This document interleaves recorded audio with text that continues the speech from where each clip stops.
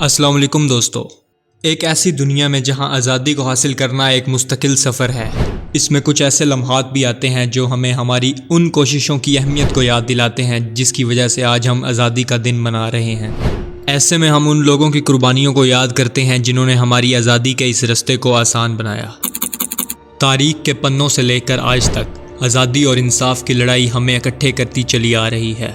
ये एक किस्म का रिमाइंडर है जो इस चीज़ का इशारा करता है कि हमें अपनी मेहनत से हासिल की गई आज़ादी की कदर करनी चाहिए और ये यकीनी बनाने के लिए मिलकर काम करना चाहिए ताकि आने वाली नस्लों के लिए ये आज़ादी बरकरार रहे। दोस्तों, इंडिपेंडेंस डे के इस मौका पर मैं आपको एक ऐसे सफ़र की कहानी सुनाना चाहूँगा जिसकी शुरुआत 13 अगस्त 1947 को होती है। रात के 11 बजे ऑल इंडिया रेडियो लाहौर की तरफ से एक ऐलान किया जाता है। 13 अगस्त 1947, ये ऑल इंडिया रेडियो लाहौर है। आप हमारे अगले ऐलान का इंतज़ार कीजिए। इस ऐलान का मकसद लोगों की अटेंशन लेना होता है। ये ऐलान हर 15 मिनट के बाद 11:45 तक किया जाता है। इसके बाद एक डिप्रेसिंग म्यूज़िक चलाया जाता है और सभी लोग इस फिक्र में होते हैं कि अगली खबर क्या होगी। ठीक रात 12 बजे रेडियो पाकिस्तान लाहौर की तरफ से पाकिस्तान की आज़ादी का ऐलान किया जाता है। अस्सलामु अलैकुम। पाकिस्तान ब्रॉडकास्टिंग सर्विस, हम लाहौर से बोल रहे हैं। 13 और 14 अगस्त सन 47 ईस्वी की दरमियानी रात 12 बजे तुलूए सुबह आज़ादी। इस ऐलान को सुनने के बाद मुल्क के हर इंसान में हौसला और जज्बा बुलंद हो जाता है। ब्रिटिश फैसला करते हैं कि सब कॉन्टिनेंट को 2 हिस्सों में तकसीम कर दिया जाए, एक तरफ पाकिस्तान और दूसरी तरफ इंडिया। इस ट्रांसफ़र ऑफ पावर का फ़ैसला 3 जून को किया जाता है, लेकिन इसका ट्रांसफ़र 15 अगस्त को फाइनलाइज किया जाता है। इस ट्रांसफ़र ऑफ पावर का मतलब ज़मीन का बंटवारा, मालो दौलत का बंटवारा और फ़ौज का बंटवारा होता है।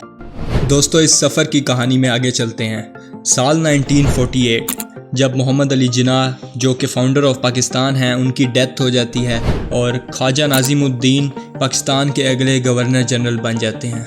1948 के अगस्त में भारत के साथ पाकिस्तान की पहली जंग कश्मीर के मुतनाज़ा इलाके पर शुरू होती है। ये जंग दिसंबर में अक़वाम मुत्तहिदा के बीच बचाव में जंग बंदी के साथ ख़त्म होती है और खित्ते में पाकिस्तान और भारत के दरमियान लाइन ऑफ कंट्रोल का आगाज़ हो जाता है जो अब तक कायम है। साल 1959 पाकिस्तान के लिए एक फ़ायदेमंद साल साबित होता है। इसमें फील्ड मार्शल अयूब खान सदर बनते हैं और मुल्क को जदीद बनाने के लिए सोशल और इकनॉमिकल रिफॉर्म्स का सिलसिला शुरू करते हैं। इनमें लैंड रिफॉर्म्स और नए कौमी तालीमी निज़ाम का क़याम शामिल होता है।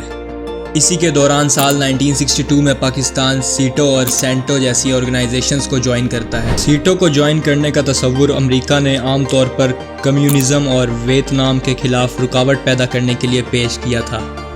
इसके अलावा पाकिस्तान और इंडिया के दरमियान इंडस बेसिन के नाम से एक मुआहदा साइन किया जाता है, जिसके चलते ग्रीन रेवोल्यूशन का पाकिस्तान में आगाज़ हो जाता है।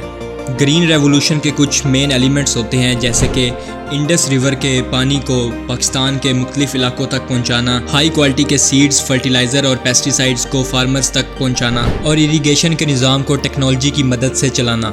ग्रीन रेवोल्यूशन के चलते पाकिस्तान को बहुत सारे एडवांटेज का सामना करना पड़ता है, जैसे कि फार्मिंग करने का एरिया बढ़ जाता है। डबल क्रॉपिंग को इंट्रोड्यूस करवाया जाता है, जिसमें एक की बजाय 2 फसलों को एक ही टाइम में ग्रो करवाया जाता है।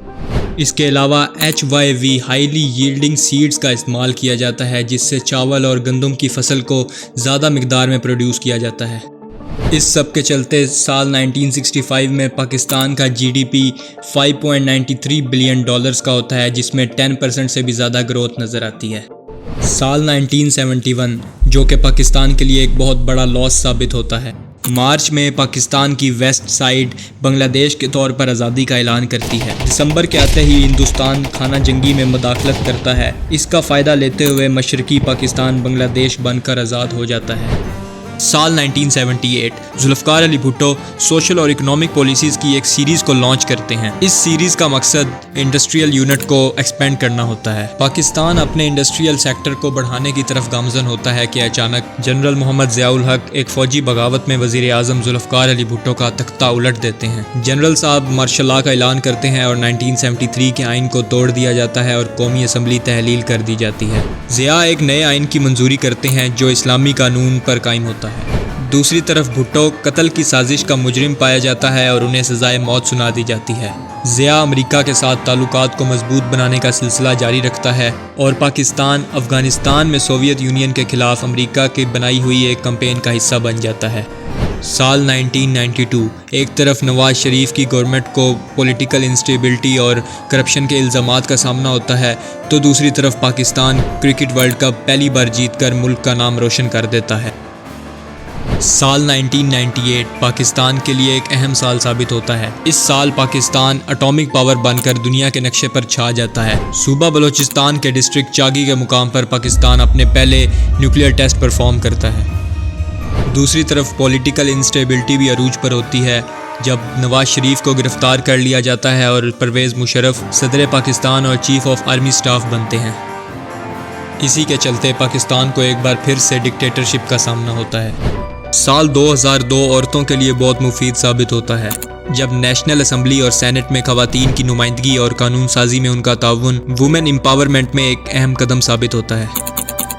सेंट्रल और प्रोविंशियल दोनों लेवल्स पर रिजर्व्ड सीट्स के ज़रिए पाकिस्तानी कानून साज इदारों की तश्कील में औरतों की नुमाइंदगी 17% तक इजाफा करके ज़बरदस्त तब्दीली लाती है। साल 2008 के चलते पाकिस्तान पीपल्स पार्टी इक़्तिदार संभालती है। यूसुफ रज़ा गिलानी प्राइम मिनिस्टर बन जाते हैं। इस टाइम पर गवर्नमेंट को terrorist attacks, economic crisis, energy shortage और पॉलिटिकल इंस्टेबिलिटी जैसे चैलेंजेस का सामना होता है। साल 2008 के नवंबर में ही भारत के शहर मुंबई पर एक टेररिस्ट अटैक करवाया जाता है जिसके अंदर करीब 164 से ज़्यादा लोगों की डेथ हो जाती है। इस अटैक का कसूरवार पाकिस्तान को ठहराया जाता है। इसके जवाब में भारत पाकिस्तान के साथ अमन मुज़ाकरात रोक देता है और पाकिस्तान से इस ग्रुप के खिलाफ कार्रवाई का मुतालबा करता है। मई 2010 उसामा बिन लादेन को पाकिस्तान के शहर एबटाबाद में अमरीकी हमले में मार दिया जाता है। दूसरी तरफ राजा परवेज़ अशरफ पाकिस्तान के वज़ीर आज़म बनते ही उनके खिलाफ करप्शन के इल्ज़ामात लगते हैं। इसी के चलते पाकिस्तान और अमेरिका के ताल्लुकात इस वक्त मज़ीद ख़राब हो जाते हैं जब अफ़गानिस्तान और पाकिस्तान की सरहद पर अमरीकी फ़ज़ाई हमले में 24 से ज़्यादा पाकिस्तानी लोग शहीद हो जाते हैं। दूसरी तरफ पाकिस्तान की सुप्रीम कोर्ट वज़ीर आज़म राजा परवेज़ अशरफ को करप्शन के इल्ज़ामात पर अवामी ओहदे रखने के लिए नाअहल करार दे देती है। साल 2013 से 2015 के दरमियान दहशतगर्दी के कई कारनामे देखे जाते हैं जिसके नतीजे में कई जानों का नुकसान होता है। इसके रिस्पॉन्स में रहील शरीफ ज़रब-ए-अज़ब के नाम से एक ऑपरेशन को लॉन्च करते हैं जिसके अंदर करीब 2 लाख से ज़्यादा स्ट्रॉन्ग फोर्स को ट्रेन किया जाता है दहशतगर्दों के खिलाफ लड़ने के लिए। ये ऑपरेशन 1 साल के अंदर अंदर सक्सेसफुल होना शुरू हो जाता है। इसी के चलते चीनी सदर अपने दौरा पाकिस्तान में ऑपरेशन ज़रब-ए-अज़ब को पीस और स्टेबिलिटी के लिए गेम चेंजर करार देते हैं। यहाँ पे मुल्क के हालात कुछ बेहतर होते नजर आते हैं। उस वक्त के चाइना के president Xi Jinping China Pakistan economic corridor को लॉन्च करते हैं जो न सिर्फ पाकिस्तान और चाइना के लिए बल्कि ईरान, अफगानिस्तान और सेंट्रल एशिया रिपब्लिक जैसे मुल्कों के लिए भी फायदेमंद साबित होता है। सी पैक के चलते पाकिस्तान अपनी इकॉनमी को स्टेबल होता देख रहा होता है कि यहाँ पर एंट्री होती है एक नए इंसान की। दोस्तों, ये इंसान कोई आम नहीं इमरान खान होते हैं। 1992 में क्रिकेट टीम के कैप्टन होने पर ये वर्ल्ड कप पाकिस्तान के नाम करते हैं। उस वक्त के प्राइम मिनिस्टर नवाज शरीफ पर लगने वाले करप्शन के इल्ज़ामात को एक्सपोज करने के लिए और इलेक्शन में होने वाली चीटिंग को जुडिशल कमीशन बनाकर ख़त्म करने के लिए अपोजिशन लीडर इमरान खान और उनके साथ में ताहिरुल कादरी एक मैसिव क्राउड के साथ लाहौर से पाकिस्तान के कैपिटल इस्लामाबाद तक चलते हैं और तब तक प्रोटेस्ट करते हैं जब तक उनकी मांगें पूरी न की जाएं। इसके बाद 25 जुलाई 2018 को जनरल इलेक्शंस करवाए जाते हैं। पाकिस्तान तहरीक-ए-इंसाफ, जिसको इमरान खान लीड कर रहे होते हैं, नेशनल असम्बली में सबसे ज़्यादा सीट्स लेकर जीत अपने नाम करती है। जनवरी 2020 पाकिस्तान में 19 सालों में पहली मरतबा मर्दमशुमारी करवाई जाती है। सरकारी रिपोर्ट्स से पता लगता है कि 1998 के बाद पाकिस्तान की पॉपुलेशन 57% से भी ज़्यादा बढ़ चुकी है। मार्च 2020 मुल्क में कोविड-19, जिसको कोरोना वायरस भी कहा जाता है, इसका फैलाव बढ़ता हुआ नजर आता है। इसी फैलाव को कम करने के लिए मुल्क में लॉकडाउन नाफिज कर दिया जाता है। कोविड-19 में लगने वाला लॉकडाउन पाकिस्तान के लिए एक टाइप का टर्निंग पॉइंट साबित होता है। ये मुल्क को डिजिटलाइजेशन की तरफ लेकर जाता है। गवर्नमेंट की रिपोर्ट से पता लगता है कि लॉकडाउन के बाद इंटरनेट का यूज़ 15% से भी बढ़ चुका है। 2023 के आते गवर्नमेंट इंस्टीट्यूशन और बैंकिंग कम्युनिकेशन अपने आप को डिजिटलाइज कर देती हैं। الیکٹرانک فلنگ اور الیکٹرانک گورنمنٹ انسٹیٹیوشن جیسی چیزیں دکھنے کو ملتی ہیں۔ ٹیکنالوجی کا یہ یوز کافی بڑھ جاتا ہے اور فیوچر میں پاکستان کی اکانومی کو کافی بوسٹ کرتا دکھائی دیتا ہے۔ 1947 میں پاکستان کی آزادی کے بعد ملک کی اکانومی کا ڈھانچہ تبدیل ہوتا نظر آیا ہے۔ آزادی کے ابتدائی برسوں میں ایگریکلچر معیشت پر حاوی رہا، اس کے بعد کی دہائیوں میں انڈسٹریلائزیشن اور پھر ڈیجیٹل سروسز اور ٹیکنالوجی نے اکانومی کو بوسٹ اپ کیا۔ اگر دیکھا جائے تو 1947 سے اب تک پاکستان کو پولیٹیکل انسٹیبلٹی اور کئی سارے چیلنجز کا سامنا رہا ہے۔ محمد علی جناح کہتے ہیں، اگر ہم پاکستان کی اس عظیم ریاست کو خوشحال دیکھنا چاہتے ہیں تو ہمیں پوری طرح غریب عوام کی فلاح و بہبود پر توجہ دینی ہوگی۔ ہاں تو دوستو، اگر آپ اس سے جڑی انفارمیٹیو ویڈیوز دیکھنا چاہتے ہیں تو اس چینل کو ضرور سبسکرائب کریں۔ ملتے ہیں اگلی ویڈیو میں۔ آپ سب کو میری طرف سے آزادی کا دن مبارک ہو۔